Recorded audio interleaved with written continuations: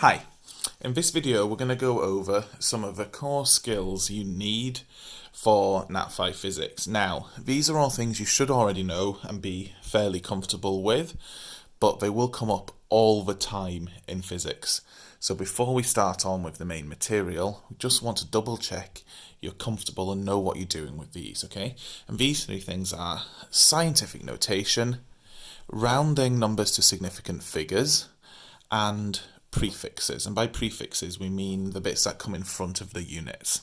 Okay, so we're gonna just spend a wee bit and look at each of these, okay, just to make sure you're comfortable with it. So let's start with scientific notation. Okay, now scientific notation is when we try and make really small numbers or really big numbers easier to deal with. So we write them in an easier to handle fashion. So one that comes up quite often in physics is the number 3 times 10 to the power of 8. Okay, now that number is written in scientific notation. If we wanted to see what that was as a full number, okay, we need to remember what we do there. Okay, and what we do depends on this number here, okay, and a decimal point in there. So the first thing you do is write down the number you have. Okay, we've got 3. Now you'll see there's no decimal point in the number already, but we'll pretend there's one at the end. We'll pretend there's one there. And because this is positive, that means we're going for a big number. So what we do is we move this decimal place to the right that many times. So if there was a decimal point here, we would move it to the right 8 times. So we'd move it once, twice, 3, 4, 5, 6, 7, 8. So our decimal point would now be here, and then we fill in each of these with zeros. So 3 times 10 to the 8 is the same as 300 million. Okay? If we've got a really small number, instead of this being a positive power here, it will be a negative power. So now let's say we had 3.2 times 10 to the power of negative 6. Okay, so again, we'll start with writing that number, our 3.2. Okay, but because we're now making a small number, and this is negative, we're going to move this decimal point to the left instead of the right. There's already a decimal point in this number, so we don't have to add one. So we'll move it to the left 6 times. Once, twice, 3, 4, 5, 6. And your decimal point will now be here. And again, you fill in each of these. And that decimal point there, that goes away. Okay, so 3.2 times 10 to the negative 6 is 0.0000032. And you can see why, instead of writing out numbers like this or typing out numbers like this on the calculator, it's much easier to do it like this. Now, you're not going to really need to do this yourself, okay? You're not going to need to swap between these very much. What you do need to be able to do is put these in your calculator like this and recognize what prefixes match up to what scientific notation. So we'll cover that after, but right now we just want to look at putting these numbers into your calculator. So let's look at this first one, 3 times 10 to the 8. So on the calculator you should be able to see this. Yep. Okay, so we type 3, and then for my one, I've got a button down here that says times 10 and then an X. Yours are all probably very similar, or it might say EXP instead. But you press that, and then you press 8, because it's 3 times 10 to the 8. Press equals, and then that gives us our answer there, which is the same as what we got. Now, let's look at what we do when it's a negative number. So clear that. This time we'll put in 3.2, and I'll press this button again for times 10 to the power of, and now I press minus. I've got this little minus up here, so I'll press that one. Now, I pressed this minus here. You could also press this one there. It's just I was always taught to press this one up here so you didn't get mixed up with accidentally doing a subtraction or something. Then we'll press 6. So now we've got 3.2 times 10 to the power of minus 6, which is what we had here. Press equals. It's showing us it as a fraction because we like fractions, okay? Then if I press this to change between fraction and decimal, instead of it showing out the number like that, it just goes straight back to scientific notation. So you might notice that sometimes calculators don't really like displaying these really tiny numbers if they don't have to. But the important thing is that you know how to put that in on your calculator so we could use it in a calculation. Okay, so that's quick little recap of scientific notation. Okay, that does lead into prefixes. So let's deal with prefixes next, okay? So we've done scientific notation. Now let's look at prefixes.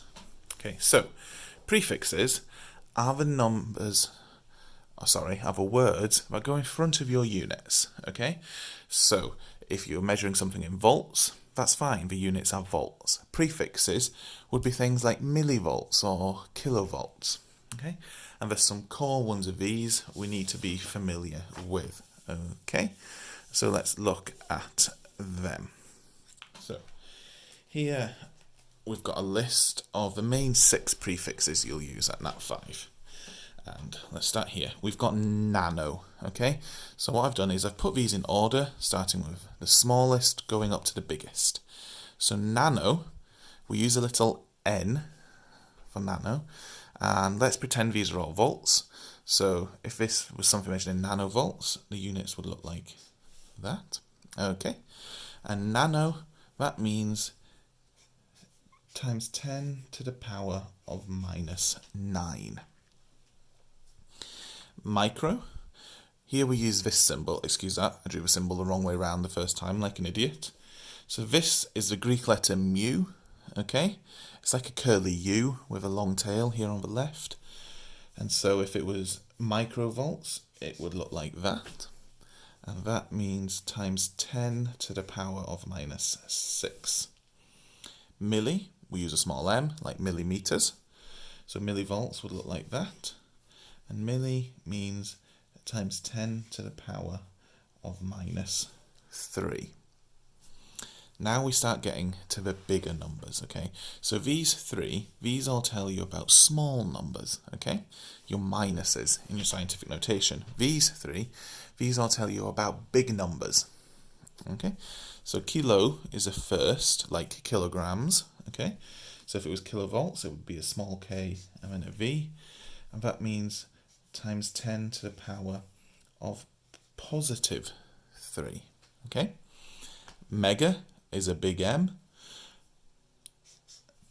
so megavolts would be a big M and a V, and mega means times 10 to the power of positive 6. You're starting to see a pattern here in how we do them. And then giga, that's the biggest one we'll be dealing with. We use a big G for that, and so gigavolts would look like this, and that's times 10 to the power of 9. And you'll see a pattern here. They're going up in threes, basically. So we go minus 9, minus 6, minus 3, then we go 3, 6, and 9. So nano are the smallest things we'll be dealing with, and giga are the biggest. What you need to be able to do is remember this, okay? We will be using these a lot throughout the year, so it will get pretty hammered into your brain, but you will not be told these in the exam. You need to remember what kilo means to put it on your calculator, or what nano means, again, to put it on your calculator, okay? And this is where it links into the idea of scientific notation. So if you know nano means times 10 to the minus 9, you then need to be able to put some value that's times 10 to the minus 9 into your calculator, okay? We'll have a little look at that just now, actually, okay? I was going to leave it till the end, but we'll finish off with significant figures. So let's say then that I have, okay, some question that tells me I've got something that has a size of 200 nanometers. I know that there's nano. I know that nano means times 10 to the power of minus 9. So what I want to be able to do then is put 200 nanometers into my calculator so I could use it in an equation. Okay, and this is just like what we did before. So I've got 200, so I'll type 200, and it's nanometers, so nano, remember, is times 10 to the minus 9. So I've got 200, then I press my times 10 to the power of button, I press my minus symbol, and then 9. And then that's that in the calculator. Again, it won't show it written out like this, it'll just show it as a fraction or then as a scientific notation. Okay, that's all you need to do. The final thing we want to look at, having done prefixes, is significant figures. Now, this is a way of rounding that you use very often in physics, and it's slightly different to rounding to decimal places, which is what you use most often in maths. Okay, but it is just as important and probably will come up more often in physics. Okay, so let's have a look at a number. Let's just pick a number. Let's say I've got 4,230. Okay, 4,230 is a bit annoying to deal with. I want to deal with a number that's near enough to that, okay? Near enough for my purposes. So I'm going to say I want to round this to 3 significant figures. Significant. Now, it gets very annoying writing out the words significant figures all the time.